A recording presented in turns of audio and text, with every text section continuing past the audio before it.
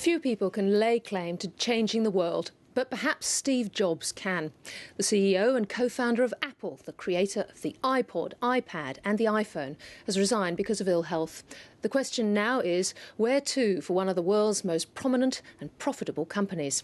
Ben Worsley reports. His casual clothes became a trademark. His products became a phenomenon. We call it the iPad.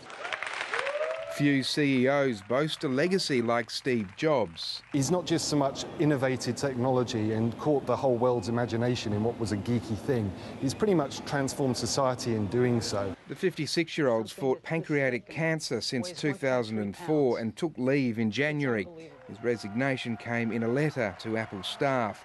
The reaction was swift. Apple shares slumped in after-hours trading. It should be said that when he's left the company in the past, they haven't done so well.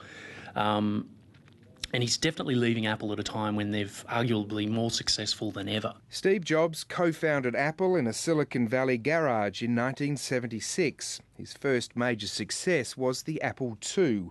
Now I'd like to show you Macintosh in person. In 1984, the Mac introduced the mouse and swept the world. Steve Jobs then fell out with Apple, parting company until 1996. Then came the iMac, the iBook, and in 2001, the iPod. It's got buttons, voiceover, and playlists. The iPhone with the iPad shot Apple to the top of the corporate world. It's America's second most valuable company, worth $350 billion. Apple executive Tim Cook has taken over as CEO. Most analysts don't expect the company to suffer. The warning bell of Steve Jobs first going on medical leave has meant that really everything possible is in place in terms of the people and the structures. Steve Jobs' current condition isn't known. He's staying on with Apple as chairman.